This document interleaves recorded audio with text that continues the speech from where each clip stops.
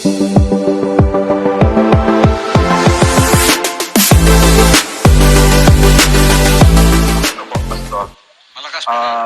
ano po ang masasabi po ninyo sa hirit po ni suspended Bucor Chief Gerald Bantag na mailipat po sa Ombudsman ang investigasyon ng murder complaints laban po sa kanya? May issue daw po kasi na partiality sa bahagi po ni DOJ Secretary Jesus Crispin Remulla, lalo na po at may inghaing magkapareho na reklamo ang kampo ni Bantag laban kay Remulla para sa persilapin case sa tanggapan ng Ombudsman. Una na pong dinismiss ng DOJ panel ang motion ni Bantag na mag-inhibit sa investigasyon ang DOJ, pero naghain po ito ng motion for reconsideration. Mayor. Well, actually, there is a concurrent jurisdiction. This is not quite clear. Pero ang ombudsman talaga ang magpo-prosecute dapat. But since nauna yung to take the jurisdiction over the case, ang DOJ, medyo patapusin na muna natin ang investigasyon ng DOJ. Now, kung sakali na it is not favorable to Bantag, he can always seek he can always file a motion for reconsideration before the Ombudsman. He can seek refuge in the Ombudsman. Whatever the decision of the DOJ may be. Pangungunahan ni Pangulong Ferdinand Marcos Jr. ang isa na namang groundbreaking ceremony ng pambansang babae para sa mga Pilipino ngayong umaga, kasabay ng anibersaryo ng Department of Social Welfare ang nakatakda rin niyang daluhan. Una munang tutunguhin ng Pangulo ang ika-72 taong anibersaryo ng Department of Social Welfare and Development sa punong tanggapan nito sa Batasan Road, Quezon City ng alas 9 ng umaga, kung saan kasama rin sa aktibidad ang gagawing pangunguna sa inaugurasyon ng Department of Social Welfare Development Multi-Purpose Building. Pagkagaling ng nasabing kagawaran ay agad namang didiretso ang Chief Executive sa groundbreaking ceremony ng pambansang pabahay para sa Filipino Housing Project sa Batasan Development Urban Renewal Plan. Gagawin ito sa Batuda Terminal Commonwealth Avenue Corner sa may lungsod ng Quezon. At sa dagdag pa mga balita sa oras na ito, si Pangulong Ferdinand Bongbong Marcos kinilala ang masigasig na trabaho ng Department of Education kaugnay sa maplano ng ahensya sa education sector. Matapos iulat ni Vice President at Education Secretary Sara Duterte ang kasalukuyang estado ng basic education, napapanahong mga issue at implementasyon ng mga programang pang-edukasyon, nagpahayag naman si Pangulong Ferdinand Bongbong Marcos ng apresasyon sa buong kagawaran ng edukasyon. Ayon sa Pangulo, habang bumabawi at bumabangon ang ating bansa mula sa pandemya, kailangan na umano nating kumilos ng buong bilis upang mabigyan ang ating mga mag-aaral at mga guro ng kakayahan at mga kasangkapang kailangan upang matugunan ang mga hamon at oportunidad na kinakaharap ng bansa. Nabanggit din ng Pangulo na sinusubukan umano niyang ipaalam sa buong mundo ang mga potensyal ng manggagawang Pilipino at ng Pilipinas.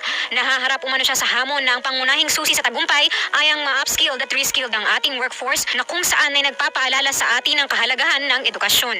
Aniya, natutuwa siya na makita na ito ay malaking bahagi ng plano ng Department of Education para sa kinabukasan. Narito at pakinggan natin ang tinig ni Pangulong Ferdinand Bongbong Marcos Jr.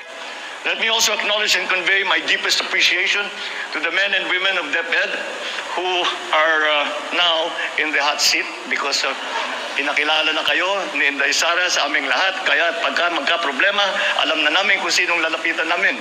As our nation recovers and bounces back from the losses and adverse effects caused by COVID-19, we must now move full speed to equip our learners and educators with the capacity and tools they need to meet the challenges and opportunities we have in front of us. So I'm gratified to see that that has become a very large part of the plans that the DepEd has for the future. At yan nga ang bahagi ng pahayag ni Pangulong Marcos. Una na rito, sinabi ni Vice President at Education Secretary Sara Duterte na ang kakulangan ng infrastruktura at pasilidad ng paaralan ay nananatiling pangunahing problema ng edukasyon hanggang sa kasalukuyan. Sa kanyang presentasyon ng Basic Education Report 2023, binigyang diin ni Duterte ang pangangailangang magtayo at mag-ayos ng mga pasilidad ng paaralan upang matugunan ang pangangailangan sa pag-aaral ng milyon-milyong estudyante sa bansa. We need to improve their participation rate in basic education. core of basic education is curriculum. The ongoing review of the K-12 curriculum has revealed that the curriculum content is congested, that some prerequisites of identified learning competencies are missing or misplaced, that a significant number of learning competencies cater to higher cognitive demands. For senior high school, our work immersion program has contributed to a high passing rate of 90% in the National Certificate Assessment administered by TESDA. However, industry partners have expressed concern that the time allotment for work immersion is only for familiarization and not for actual skills acquisition. Today, most senior high school graduates find the need to pursue higher education in order to find employment. The National Senior High School Tracer study conducted by the Bureau of Curriculum Development showed that 83% of the respondents pursued higher education, while only a little over 10% of graduates were employed.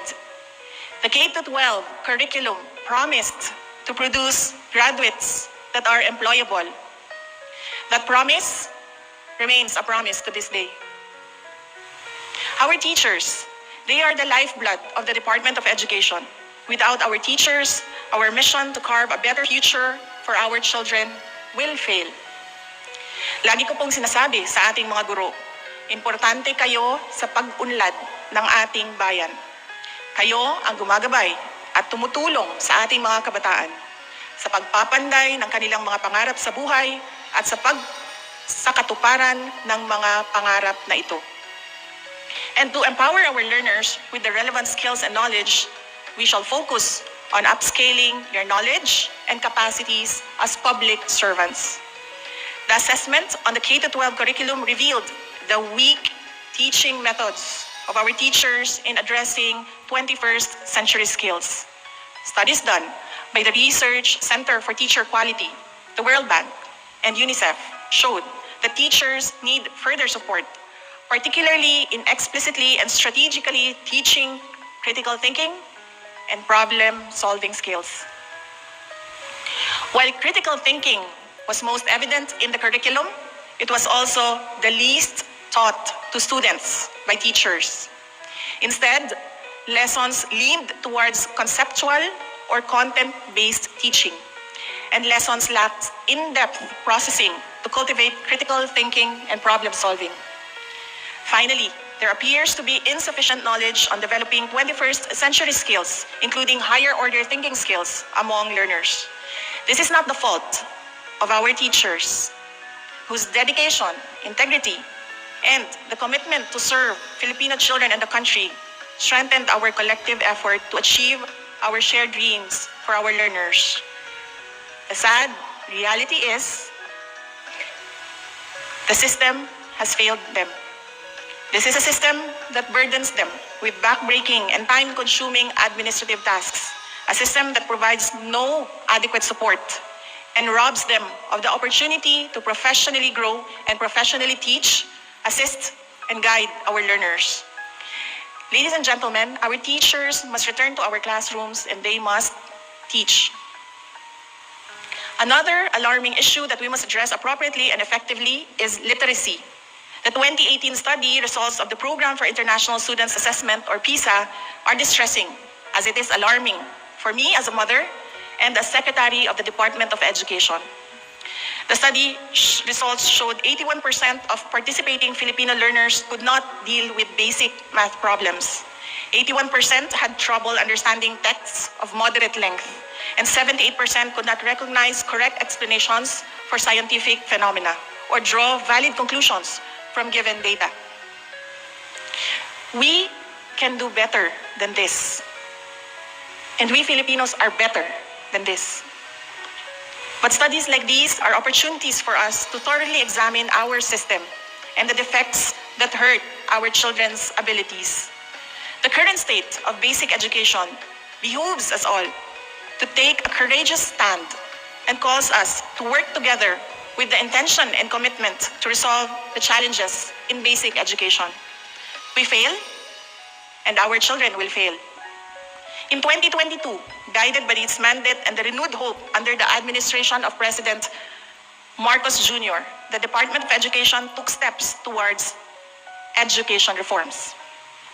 We brought our learners back to schools. On August 22, 2022, DepEd opened its doors to over 28 million learners across the nation. Today, 99.54% of our public schools are now implementing 5-day in-person classes. We implemented the National Learning Recovery Plan to support the efforts of our field offices in addressing learning